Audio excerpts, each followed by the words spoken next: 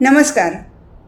कवी श्रीधर पंडित विरचित श्री हरिविजय हा ग्रंथ आपण वाचत आहोत. आज आपण 4थ्या अध्यायाला सुरुवात करतो आहोत. वैष्णवी माया कंसाच्या हातून निसटली आणि आकाशात गेली. तिने कंसाला सांगितलं की तुझा वैरी जन्माला आला आहे. हे ऐकल्यापासून कंसाच्या जीवाला चैन पडेना.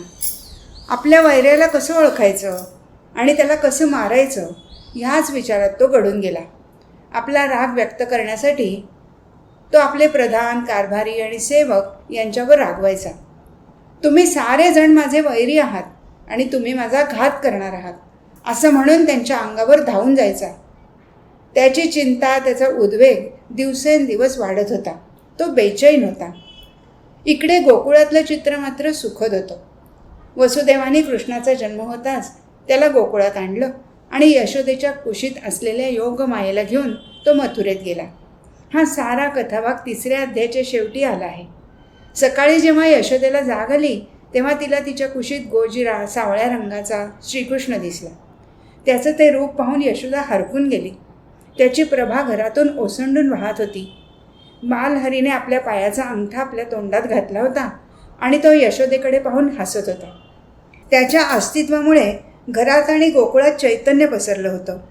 यशोदेने त्या बाळाला आपल्या हृदयाशी धरलं, त्याचे मुके घेतले. त्याच्या सहवासामुळे आणि त्याच्या स्पर्शामुळे तिचं अंतःकरण वात्सल्याने भरून गेलं. ते वात्सल्य दुधाच्या रूपाने प्रकटलं आणि यशोदेने त्या जगदीशाला दुग्धपान करवलं. यशोदेला मुलगा झाला आहे हे कळल्यावर रोहिणी आणि गोकुळातल्या साऱ्या गवळणी धावत आल्या. सारं गोकुळ त्या बाळाचं दर्शन घेण्यासाठी त्याच्या अंगणात लोटलं होतं. नंदाने अंगणात मोठे मंडप घातले. यादव कुळाचे उपाध्याय गर्गमुनी यांना आणि त्यांच्याबरोबर अनेक ब्राह्मणांना बोलवणं केलं. मंगलवाद्य वाजू लागली. नंदपुत्राला पाहण्यासाठी लोकांनी मोठीच गर्दी केली. श्रीहरीच्या बाळलीला पाहण्यासाठी देवांनीही आकाशात गर्दी केली. मंगल स्नान करून नंदपुत्रवदन पाहण्यासाठी निघाला. पुण्याह वाचन करून नंदाने पुत्रमुख पाहिलं. पुत्रमुख पाहिल्यावर नंदाला वाटलं की आपल्या अनंत जन्माचं पुण्य म्हणून हरी आपल्या घरी जन्माला आला आहे. त्या आनंदाच्या मंगलप्रसंगी त्यांनी 1,00,000 गायी, दिव्य रत्न आणि अनेक अलंकार भूषणांचं दान केलं.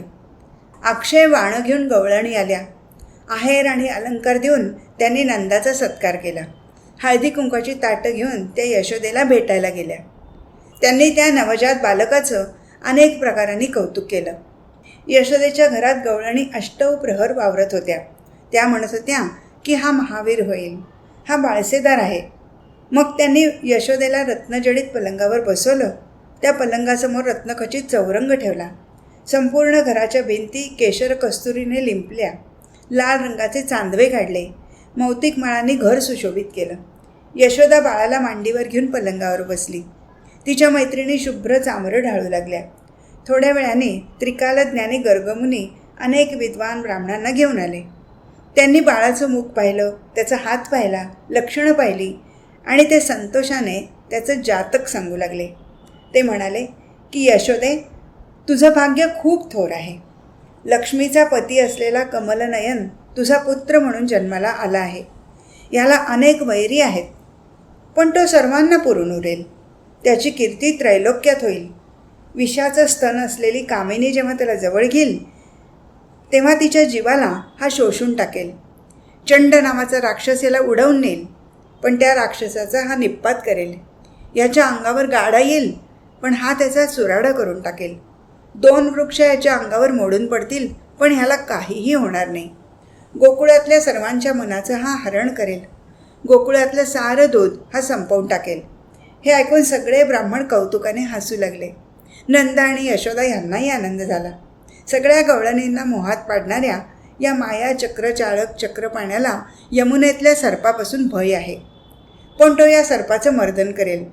आपल्या करंगळीवर हा पर्वत तोलेल आणि गोधनाचं रक्षण करेल. हा कंसाला मारेल आणि सर्व दैत्यांचा संहार करेल. मेलेल्या गुरुपुत्राला जिवंत करेल. महादैत्यांचा संहार करेल आणि 16 सहस्र नारींचा उद्धार करेल. धर्माकरचे उष्टे काढेल आणि भक्ताचा सारथी होईल. हा नित्य नव्या लीला करेल. निजधामाला जाताना स्वगोत्रालाही बरोबर घेऊन जाईल. नंदपुत्राचे ते जातक ऐकून यशोदा तटस्थ झाली. स्तनपान करणारा तो चक्रपाणी स्तनपान थांबवून गर्गमुनींकडे पाहू लागला. आपली लीला ऐकून त्या राजीव नेत्र बालकाने लीला कौतुक दाखवलं. 12 दिवसापर्यंत पुत्रजन्माचा सोहळा चालला होता. त्यावेळी नंदाने अपरिमित द्रव्याचं दान केलं. 13व्या दिवशी पाळण्यात पहुडलेल्या त्या वैकुंठ राण्याचं नामकरण झालं. गर्गमुनींनी सांगितल्याप्रमाणे त्याचं नाव श्रीकृष्ण ठेवण्यात आलं. अनादी अनंत असलेला हा प्रकृतीचा पती या त्रिभुवनाचा आधार आहे. त्याच्या वाचून या ब्रह्मांडाचा गाडा सरकत नाही. मोठमोठ्या विद्वानांनाही त्याचं वर्णन करता येत नाही. तो स्थूल किंवा सूक्ष्म दृष्टीला दिसत नाही. तो सर्वसाक्षी जगतपिता आहे. तो चैतन्य महाप्रभू यशोदेच्या घरातील पाळण्यामध्ये खेळत होता आणि गोकुळातल्या स्त्रिया त्याला बाळा जोजो रे असं म्हणून झोपवत होत्या आणि एकीकडे यशोदेची ओटी भरत होत्या. वस्त्र आणि भूषणं देऊन नंदाने सर्व ब्राह्मणांची बोळवण केली. गर्गमुनींचा गौरव केला. गोकुळात कृष्णाचा अवतार झाला आणि गोकुळाचं रूपच पालटून गेलं. अनेक शुभचिन्ह गोकुळात प्रकट झाली. गायी भरपूर दूध देऊ लागल्या. वृक्ष फळाफुलांनी लगडले. पीक भरपूर येऊ लागलं. लोक निरोगी चिंतारहित झाले. गोकुळ जरारहित झालं. तरुण झालं. विकल्प संपले. दरिद्री भाग्यवंत झाले आणि मूर्ख लोकही पंडित झाले. कुरूप रूपवान झाले. रजतम नष्ट झाले. गोकुळवासी सुखी झाले. कमलापतीच्या आगमनामुळे संसार दुःख नष्ट झालं आणि कामक्रोध पळून गेले. मथुरेत मात्र अनेक दुश्चिन्हे दिसू लागली. कंसाला अनेक अपशकुन होऊ लागले. त्याच्या महालाच्या प्रवेशद्वारावर कुत्रं रडत होतं. राज्यसभेवर विजा पडल्या. धरणीकंप झाला. ढगांमधून रक्त बसू लागलं. कंस सभेत जात असताना त्याचा मुकुट खाली पडला आणि सर्व सभेची कळाच गेली. वीर प्रेताप्रमाणे दिसत होते. आपल्या शिराला तेल आणि शेंदूर लागला आहे असं कंसाला स्वप्नात दिसत होतं. कंसाचं छत्र मोडून पडल्यावर कंसाला वाटलं की आपलं मरण जवळ आलं आहे. कंसाच्या स्त्रियांनाही अशुभ स्वप्न पडली. ही नाना विघ्न आणि अशुभ शकुन पाहून कंस मनोमनी भयभीत झाला. चिंताग्नीमुळे त्याची झोप उडाली. माझा वैरी या पृथ्वीवर अवतरला आहे, पण तो कुठे आहे, त्याला शोधायचं कसं, असे प्रश्न कंस आपल्या प्रधानांना विचारू लागला. त्याने आपल्या प्रधान मंडळांना सांगितलं की जो माझ्या वैऱ्याला ठार मारेल त्याला मी हवे ते देईन. शत्रू लहान आहे असे समजून दुर्लक्ष करू नये. तो लहान आहे तोपर्यंत त्याला पाहता क्षणी ठार मारावं. त्यावेळी कंसाच्या प्रधानांनी त्याला सांगितलं की महाराज, असं ऐकलं आहे की आपला वैरी गोकुळात वाढत आहे. गोकुळात अनेक बाळंतिणी आहेत, पण त्यातला आपला वैरी कोणत्या घरी वाढत आहे हे कसं ठरवावं? एखाद्या चाणाक्ष दैत्याला पाठवून त्याचा शोध घेतला पाहिजे. तेव्हा महाबळ नावाचा दैत्य उठला आणि तो म्हणाला की मी त्या वैऱ्याला शोधून काढतो आणि त्याचा वध करतो. मी ब्राह्मणाचा वेश परिधान करून गोकुळात जातो आणि त्याचा शोध घेतो. महाबळाचं बोलणं ऐकून कंसाला आनंद झाला. त्याने त्या दैत्याचा गौरव केला आणि त्या क्षणीच त्या दैत्याने कपटी विप्रवेश धारण केला. हातात पंचांग घेतलं. वरवर पाहता तो सुशील वाटत असला तरी त्याच्या मनात कपट होतं. त्याने गोकुळात प्रवेश केला आणि तिथल्या लोकांना विचारलं की पुत्रजन्माचा सोहळा कोणाकडे चालला आहे. लोकांनी नंदाचं नाव सांगताच तो धूर्त दुरात्मा नंदाच्या घरी गेला. गवळ्यांनी त्या ब्राह्मणाचं स्वागत केलं, त्याला नमस्कार केला, त्याला बसायला आसन दिलं, त्याचं पूजन केलं. यशोदेने त्या ब्राह्मणाला विचारलं की माझ्या श्रीकृष्णाच्या जन्मकाळाची दशा कशी आहे. गर्गमुनीने याचं जातक सांगितलं आहे आणि ते शुभसूचक आहे. तुम्ही मला याचं जातक सांगा. त्या कपटी ब्राह्मणांनी पंचांग पाहिलं आणि यशोदेला सांगितलं की गर्गादी ऋषीश्वरांची चूक झाली आहे. त्यांचा गुणाकार चुकला आहे. हा कृष्ण सर्वांच्या मुळावर उपजला आहे. हा जन्मल्यावर मूळ लागलं आहे, त्यामुळे हा सर्वांना निर्मूळ करेल. हा स्वगोत्राची होळी करेल. तुम्ही सर्वांनी मिळून याला बाहेर टाकून द्या. खड्डा खणून त्यात याला जिवंत पुरा, तरच तुमचं कल्याण होईल. हा बाळ नसून काळ आहे. तो तुमच्या कुळाचा आणि गोकुळाचा नाश करील. कपटी विप्राचं ते बोलणं ऐकून सर्व व्यापक हरीने आपली लीला दाखवायला सुरुवात केली. आढ्याला टांगलेलं शिंक तुटलं आणि ते त्या ब्राह्मणाच्या कपाळावर आदळलं. लाटणं त्याच्या अशुभ मुखात शिरलं. पाठ त्याच्या छातीवर येऊन आदळले. त्याच्या अंगात पळण्याची ताकदही उरली नाही. त्या कपटी ब्राह्मणांनी तेथून पळण्याचा प्रयत्न करताच पाटे आणि वरवंटे त्याच्या पायावर पडले. बास त्याच्या वाटेत आडवी आली. घण, कुदळी आणि कुऱ्हाडी त्याच्या अंगावर येऊन पडल्या. मुसळ त्याला मारू लागलं. त्याचं धोतर सुटलं आणि पंचांग फाटलं, जानवं तुटलं. तिथले सर्व पदार्थ त्याला मार देत होते आणि तो धावत होता.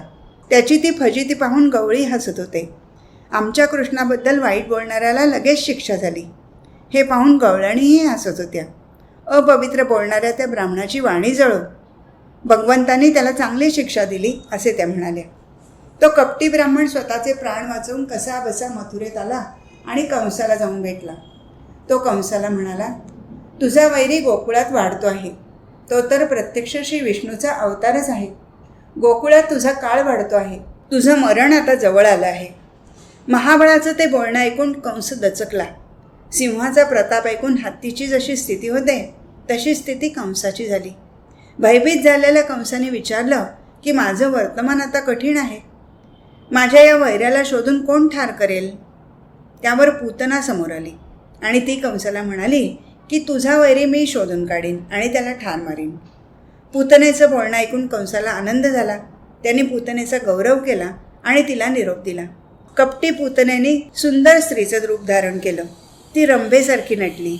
कंसाने पूतनेला सांगितलं की गावोगावची बाळे शोध आणि त्यांना मार. माझा वैरी त्या बाळांमध्येच असेल. आधीच दुष्ट असलेल्या पूतनेला कंसाने आज्ञा दिली आणि त्यामुळे ती निर्धास्त होऊन गावोगावची बालकं मारू लागली. तिच्या मायावी रूपाला लोक भुलत होते. तिला पाहून लोकांना वाटत होतं की साक्षात लक्ष्मीच आली आहे. ती गुप्तपणे बाळे मारत होती. तिच्या रूपाने गोकुळात बाळकांच्या महामारीनेच प्रवेश केला होता. ती आपल्या विषारी स्तनांचं दूध लहान बाळांना पाजत होती आणि ती बाळं लगेचच मृत्युमुखी पडत होती. अशी ही कपटी पूतना यशोदेच्या घरी आली. यशोदेला वाटलं की आपल्या बाळाला श्रीकृष्णाला पाहण्यासाठी आलेली ही गवळणच आहे. पाळण्यात खेळणाऱ्या बाळकृष्णाकडे पूतनेचं लक्ष गेलं. पायाचा अंगठा चोखणाऱ्या त्या नीलवर्ण बाळाला पूतनेने आपल्या मांडीवर घेतलं आणि त्याला स्तनपान करू लागली. बाळकृष्णाने तिचे स्तन आपल्या मुखात घेतले आणि एक हात तिच्या खांद्यावर ठेवला आणि तो परम आवडीने स्तनपान करू लागला. त्याने संपूर्ण विष शोषून घेतलं. दूध संपलं तरीही श्रीहरीचं स्तनपान संपलं नाही. विषपान करूनही हे बाळ वाचलं कसं, असा प्रश्न पूतनेला पडला. तिच्या सर्वांगाला कापरं भरलं. तिचे प्राण कंठाशी आले आणि ती म्हणू लागली की आता मला सोड. माझे प्राणच तू आता शोषून घेतो आहेस. मला सोड. मी परत कधी गोकुळात येणार नाही. शेवटी पूतनेला मूर्छा आली तरी श्रीकृष्णाचं स्तनपान थांबलं नाही. त्याने पूतनेचे पंचप्राण शोषून घेतले. पूतनेने बाळकृष्णाचं मुख पाहताच प्राण सोडले. प्राण सोडताना पूतनेच्या मनात त्याचंच रूप बिंबलं होतं. तिच्या मुखातून त्याचंच नाव उच्चारलं जात होतं. बाळकृष्णाला पूतनेजवळ सोडून बाहेर गेलेली यशोदा जेव्हा घरात आली तेव्हा तिला जे दृश्य दिसलं ते पाहून ती घाबरली. विशाल राक्षसी जमिनीवर अस्ताव्यस्त पडली होती आणि तिच्या छातीवर बाळकृष्ण होता. हे भयानक दृश्य पाहून यशोदेने जोरजोरात ओरडून गवळ्यांना बोलवलं. यशोदेचा धावा ऐकून गवळी धावत आले. त्यांनी पाहिलं की यशोदा थरथर कापत उभी आहे. समोर एका महाभयानक राक्षसीचं प्रेत पसरलं आहे आणि त्या प्रेतावर घननिळा बाळकृष्ण आहे. एका गवळ्याने श्रीकृष्णाला उचललं आणि यशोदेच्या हातात दिलं. यशोदेच्या नेत्रांमधून अश्रू वाहू लागले. तिने आपल्या बाळाला आपल्या हृदयाशी घट्ट धरलं. माझा बाळ घाबरला असेल. तो मोठ्या अरिष्टातून वाचला. पण ही राक्षसी माझ्या घरात कशी आली? या विचाराने यशोदा चिंतातूर झाली. तिने आपल्या पायाची माती श्रीकृष्णाच्या कपाळावर लावली. तिथे जमलेल्या गवळणीही घाबरून गेल्या होत्या. श्रीकृष्णाला कोणाची दृष्ट लागू नये म्हणून त्या लिंबलोण करत होत्या. त्याच्या गळ्यात काळा दोरा बांधत होत्या. प्रयाग तीर्थाप्रमाणे पवित्र अशी ही श्रीकृष्ण कथा श्रीधर कवी हरिविजय या ग्रंथातून सांगत आहे. या ग्रंथाचा 4था अध्याय इथे समाप्त होत आहे. अध्याय 5. 4थ्या अध्यायाच्या शेवटी पाहिलं की पूतनेचा जीवनरस शोषून बाळकृष्णाने तिला सद्गती दिली. यशोदेने आपल्या बाळकृष्णाला कडेवर घेतलं आणि म्हणाली की भगवंताच्या कृपेने माझ्या बाळावरचं मोठं अरिष्ट टळलं. त्यावेळी राजा नंद गोकुळात नव्हता. श्रेष्ठ गवळ्यांना घेऊन तो राजद्रव्य देण्यासाठी मथुरेला गेला होता. यशोदेच्या घरात त्या विशाल पूतनेचं प्रेत पडलं होतं आणि अनेक जणांनी मिळून उचलायचं ठरवलं तरी ते उचलता येण्यासारखं नव्हतं. मग गवळ्यांनी त्या प्रेताचे कुऱ्हाडीने तुकडे तुकडे केले. झाडाच्या शाखा जशा तोडतात तसे पूतनेचे हातपाय तोडले आणि ते तुकडे गावाबाहेर आणले. खूप लाकडे आणून गावकऱ्यांनी मोठं सरण रचलं आणि त्यावर प्रेताचे तुकडे ठेवले. अग्नी चेतावला. प्रचंड मोठ्या जाळांनी ते सरण पेटलं. पण आश्चर्याची गोष्ट अशी की जसं ते प्रेत जळू लागलं तसा आसमंतात सुगंध दरवळू लागला. मरताना पूतनेच्या हृदयात श्रीहरीचं रूप आणि त्याचं चिंतन भरून राहिलं होतं. त्याचाच तो सुवास होता. त्या सुवासामुळे गोकुळचे रहिवासी तटस्थ झाले होते. त्याचवेळी नंदराजा अकस्मात आला. लोकांनी त्याला सर्व वर्तमान सांगितलं आणि आपला श्रीहरी सद्भाग्यानेच वाचला असंही सांगितलं. सगळ्या गवळ्यांबरोबर नंद आपल्या घरी आला. यशोदा कृष्णाला घेऊन बसली होती. सद्गत झालेला नंद तिच्याजवळ गेला. त्यांनी बाळकृष्णाला उचलून आपल्या हृदयाशी धरलं. मोठ्या विघ्नाचं हरण झालं म्हणून नंदाला आनंद झाला. त्यांनी दारात मोठा मंडप घातला आणि ब्राह्मणांना बोलावून गायी, जमीन, सोनं याचं दान केलं. पूतनेला मोक्ष मिळाला हे ऐकून कंसाच्या हृदयाचा ठोकाच चुकला. त्याचं मन भयाने व्यापलं. आपला वैरी हळूहळू मोठा होत चालला आहे आणि आपल्याला त्याला अनेक उपाय करूनही मारता येत नाही याचं कंसाला वैषम्य वाटलं. त्याला वाटलं आपलं अंग महाविषामुळे करपून गेलं आहे. इकडे गोकुळात मात्र आनंदी आनंद पसरला होता. बाळकृष्ण दिसामासाने वाढत होता. त्याचं पहिल्यांदा कुशीवर वळणं, त्याचं पहिल्यांदा रांगणं हे सारं उत्सवाप्रमाणे साजरं केलं जात होतं. एके दिवशी सकाळी बाळकृष्णाला सूर्यदर्शन करवलं. त्याला अंगणात निजवलं. यशोदा त्याच्या अंगावर पांघरूण घालून घरात निघून गेली आणि नंद बाहेर गेला. वनमाळी एकटाच अंगणात होता. त्यावेळी कंसाने पाठवलेला शकट नावाचा असुर अंगणात दबा धरून बसला होता. त्याने कंसाला सांगितलं होतं की मी गाडा होऊन तुझ्या वैऱ्याच्या अंगावर जाईन आणि त्याला मारून टाकीन. श्रीकृष्ण अंगणात एकटाच आहे हे पाहून शकटासूर त्याच्या अंगावर धावून आला. तो जवळ येता श्रीहरीने त्याला लाथ मारली आणि त्या लाथेच्या प्रहारामुळे शकटासुराचं चूर्ण झालं. श्रीहरीच्या लाथेच्या प्रहारामुळे शकटासुराचाही उद्धार झाला. थोड्याच वेळात यशोदा बाहेर आली. नंदही अंगणात परतला. त्यांनी पाहिलं की बाळाच्या बाजूला मोठा गाडा मोडून पडला आहे. हा गाडा कुठून आला, तो कसा मोडला याचं सर्वांनाच आश्चर्य वाटत होतं. हा गाडा जर बाळाच्या अंगावर गेला असता तर काय झालं असतं. या कल्पनेने यशोदा आणि नंद यांचं मन कासावीस झालं. नंद यशोदेला म्हणाला की कृष्णावर नाना प्रकारे अरिष्ट येत आहेत. तू त्याला क्षणभरही एकटा ठेवू नकोस. आता बाळकृष्ण रांगू लागला. अंगणातल्या धुळीने त्याचं अंग माखून जाऊ लागलं. त्याच्याबरोबर बळीरामही खेळायला येऊ लागला. गोठ्यापुढल्या अंगणात बळीराम आणि श्रीकृष्ण दोघे जण खेळत, जणू चंद्रसूर्यच खेळत आहेत असं वाटत असे. दोघेही एकमेकांच्या केसात माती टाकत आणि धुळीने माखून जात असत. ते दोघे एकमेकांकडे पाहून हसत तेव्हा त्यांचे छोटे छोटे दात चमकत असत आणि कानापर्यंत लांब असलेल्या डोळ्यातून आनंद ओसंडून वाहत असे. एकदा यशोदा आणि रोहिणी जेव्हा अंगणात आल्या तेव्हा ते दोघेही आपापल्या मातांकडे जाऊन त्यांच्या गुडघ्यांना धरून उभे राहिले आणि त्यांच्याकडे पाहून हसू लागले. दोघींनीही आपापल्या बाळांना उचलून घरात आणलं आणि त्यांच्या हाताला धरून त्यांना चालवू लागल्या. थोड्या वेळाने नंद आला तेव्हा त्यांनीही आपल्या हाताला धरून बाळकृष्णाला चालवलं. अडखळत चालणाऱ्या त्या नंदकिशोराला नंद सावरत होता. मग बलराम आणि श्रीकृष्ण एकमेकांच्या हाताला धरून चालत होते आणि जमिनीवर पडत होते आणि हसत होते. कृष्णाचं चालणं आणि नाचणं पाहण्यासाठी गोकुळातल्या साऱ्या गवळणी जमा झाल्या होत्या. सगळेजण टाळ्या वाजवत होते आणि म्हणत होते, नाच नाच रे चक्रपाणी. हाताचे संकेत करून भगवंताचं ते बालरूप डोलत डोलत नृत्य करत होतं. श्रीकृष्णाबरोबर नंद, यशोदा आणि गवळणीही नाचत होत्या. मग नंद कौतुकाने आपल्या बाळाजवळ आला आणि त्याला उचलून घेतलं आणि म्हणाला, आता माझा बाळ दमला असेल. असं रोजच होऊ लागलं. मोठे होत चाललेले बलराम आणि श्रीकृष्ण बोबडे बोल बोलून सर्वांचं मन मोहवित होते. अंगणात खेळता खेळता यशोदेच्या गळ्याला मिठी घालून बलराम म्हणे, ही माझी आई. तेव्हा दोघांमध्ये लटकं रागवणं रुसणं होई. त्या दोघांची समजूत काढता काढता यशोदा, रोहिणी, गोप गोपी दमून जात. अंगणात खेळता खेळता बलराम आणि श्रीकृष्ण पक्ष्यांना धरायला धावत, धावता धावता पडत. पक्ष्यांना आकाशात उडताना पाहून श्रीकृष्ण म्हणे की मी आकाशात उडीन आणि बलराम म्हणे मी पृथ्वीला उचलीन. अशा तऱ्हेने बलराम आणि श्रीकृष्ण बाललीला दाखवत गोकुळात वाढत होते. पण मथुरेचा राजा कंस मात्र दिवसेंदिवस चिंताक्रांत होत होता. माझ्या वैऱ्याला गोकुळात जाऊन कोण मारेल हा प्रश्न तो आपल्या प्रधानमंडळांना विचारत होता. तेव्हा तृणावर्त कंसाला म्हणाला की मी तुझ्या शत्रूला ठार मारेन. वायुरूपाने जाऊन गगनमार्गाने त्याला घेऊन येईन. तृणावर्त गोकुळाच्या दिशेने वाऱ्याच्या रूपाने निघाला. गोकुळात अद्भुत असा वारा सुटला. त्यावेळी यशोदा आपल्या बाळकृष्णाला कडेवर घेऊन अंगणात उभी होती. ती गवळणींबरोबर गप्पा मारत होती. तृणावर्त येत आहे हे त्या बाळकृष्णाला कळलं. तेव्हा त्याने स्वतःचं शरीर जड केलं. यशोदेला कडेवरील श्रीहरी जड वाटला म्हणून तिने त्याला खाली उतरवलं.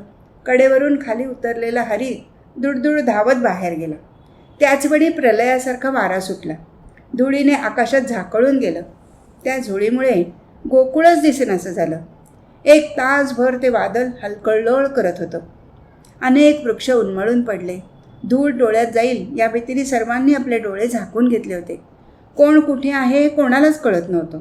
गोकुळातली घरंही त्या वादळामुळे मोडून पडली. तृणावर्ताने श्रीकृष्णाला उचललं आणि तो आकाशमार्गाने जाऊ लागला. श्रीकृष्णाने आपल्या सामर्थ्याने तृणावर्ताला त्याच्या मूळ रूपात प्रकट व्हायला भाग पाडलं आणि मग त्याचं डोकं धरून ते धडापासून वेगळं केलं. तृणावर्ताचं प्रेत गोकुळाजवळच्या वनात पडलं. अचानक आलेलं ते वादळ अचानकच थांबलं. लोक सावध झाले. यशोदा कृष्णाला शोधू लागली. तो दिसत नाही हे पाहिल्यावर ती आपली छाती बडवून घेऊ लागली. नंद आणि गोपी बाळकृष्णाला शोधत धावू लागले. कृष्ण कुठे सापडत नाही हे पाहून सारं गोकुळ शोकसमुद्रात बुडालं. त्याचवेळी श्रीकृष्ण दुडदुडू धावत आला. त्याला पाहताच यशोदा त्याच्याकडे मायेनं धावत गेली आणि त्याला उचलून घेतलं. नंद आणि गवळी साऱ्यांनाच खूप आनंद झाला. नंद आणि यशोदा बाळकृष्णाला घेऊन घरी गेले. वादळाच्या रूपाने आलेल्या मोठ्या अरिष्ट्यातून श्रीकृष्ण परत एकदा वाचला. नंदाने परत मोठा सोहळा केला. ब्राह्मणांना दाने दिली. तृणावर्त आपल्या प्राणाला मुकला आहे हे मथुरेत कंसाला कळलं. तेव्हा कंस पुन्हा एकदा चिंताक्रांत झाला. त्याचं मन धगधगू लागलं. कपाळ शुळामुळे वाघ जसा बेफाम होऊन ओरडतो तसा कंस ओरडू लागला. गोकुळात मात्र सारं पूर्वपदावर आलं. यशोदा बाळकृष्णाला मांडीवर घेऊन त्याला स्तनपान करत होती. स्तनपान करता करता ती त्याच्या जावळावरून हात फिरवत होती. कानाची पाळी स्वच्छ करत होती. त्यावेळी बाळकृष्णाने जांभई दिली. यशोदेचं लक्ष त्याच्या तोंडाकडे गेलं आणि तिला त्या बाळकृष्णाच्या मुखात समस्त ब्रह्मांड रचना दिसली. त्यात तिला असंख्य कृष्णमूर्ती दिसत होत्या. द्वीपे, खंडे, पर्वत, सागर, सप्तपाताळं, नाग, अरण्य यांची मनोहर दृश्य तिला बाळकृष्णाच्या मुखामध्ये पाहायला मिळाली. वैकुंठ, कैलास, क्षीरसागर, अनंतशाही सर्वेश्वर आणि हरीचे अनंत अवतार तिला त्या बालमुखात दिसत होते. ऋषीमुनी, इंद्र, अग्नी, नैऋत्यपती, वरुण, समीर, कुबेर आणि उमापती हे सारे त्यांच्या लोकांसह बाळाच्या मुखात दिसत होते. गोकुळातले लोक, नंद आणि यशोदा, गोविंदाला स्तनपान करणारी यशोदा आणि स्तनपान करता करता जांभई देणारा श्रीकृष्ण, त्याच्या मुखातील ब्रह्मांड ही दृश्यही यशोदेला बालकाच्या मुखात दिसली. अनंत ब्रह्मांडनाथाची ती अद्भुत लीला पाहून यशोदा स्तब्ध झाली. ते अलौकिक दृश्य पाहून यशोदेचं मन उन्मन झालं. श्रीकृष्णाने आपली माया आवरली आणि यशोदा भानावर आली. ती गोपाळाला पूर्ववत स्तनपान करू लागली. यशोदेला आपलं विश्वरूप दाखवून भक्तांना प्रिय असलेल्या अशा या श्रीहरीने आपल्या मातेचं जीवन धन्य केलं. एके दिवशी यशोदा बाळकृष्णाला रत्नजडित पाळण्यामध्ये निजवत होती. पाळण्याची दोरी ओढता ओढता ती आपल्या बाळाला श्री रामचरित्र ऐकवू लागली. ती कथा ऐकून झोपाळलेला बाळकृष्ण सावध झाला आणि आपली पूर्वलीला आपल्या मातेच्या तोंडून कौतुकाने ऐकू लागला. वसिष्ठ मुनींच्या तोंडून ऐकलेलं ज्ञान, विश्वामित्रांसमवेत त्यांच्या यज्ञस्थळी जाताना केलेला त्राटिका राक्षसीचा वध, यज्ञरक्षण करताना 20 कोटी सेनेसह आलेल्या सुबाहू राक्षसाचा निप्पात, राक्षसाच्या अनेक समूहांचा पराभव, मिथिलेला जाताना अहल्येचा उद्धार आणि शिवधनुष्याचा भंग करून जानकीशी झालेला विवाह या साऱ्या प्रसंगाचं वर्णन यशोदा आपल्या गीतांमधून करत होती. राम सीतेसह अयोध्येला परत आला आणि त्यानंतर कैकेयीला दिलेल्या वरदानामुळे रामाला वनात जावं लागलं. रामाबरोबर सीता आणि लक्ष्मण हे दोघेही वनात गेले. राम वनात गेल्यामुळे दशरथाने आपले प्राण त्यागले.